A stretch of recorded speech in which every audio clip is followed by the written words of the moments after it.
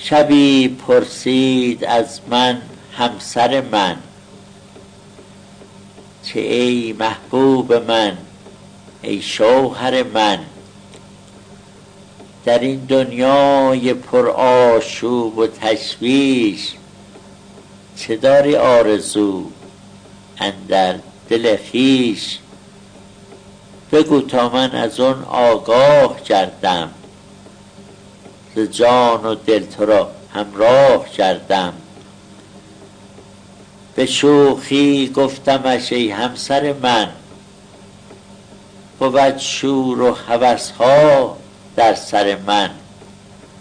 دلم خواهد که روزگاری، کنم پیدا به عالم اقتداری. کند تغییر وضعم ناجهانی، شود شیرین به کامم زندگانی.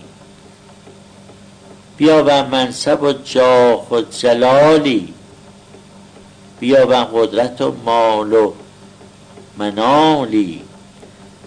نشینم در صف بالا نشینان، کنم دوری ز کهنه آستینان.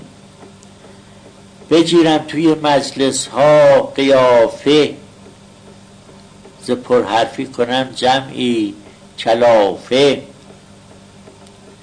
نهم سیگار چنتی گوشه لب، ز نخوت باد اندازم به غبغب. به جا دیگر نیارم دوستان را، همان یاران نیکوتر ز جان را.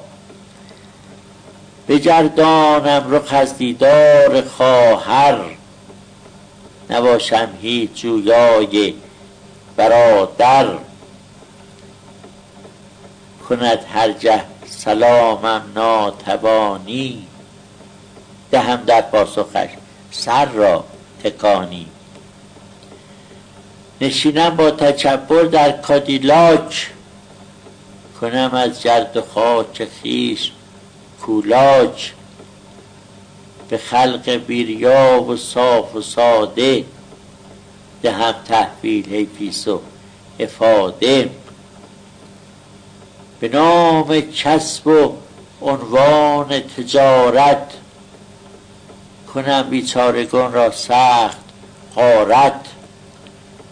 برای پیشرفت خود به نیرنگ، بیندازم به راه دیگران سنگ. جهی از بحر تفریح و تماشا، کنم سیر و سیاحت در اروپا. بگیرم گلرخانش را در آغوش، کنم غمهای عالم را فراموش. کلامم را رساندم چون به اینجا، قیامت در اتاقم جشن برپا. ز جا برخاست آگه همسر من، بزد با لنگ کفشش بر سر من. بزد فریاد و با حالی غضبناک، بگفت ای شوهر بی عقل و ادراک. الهی تخم چشمانت شود کور، بری این آرزوها در دل گور. بری این آرزوها در دل گور.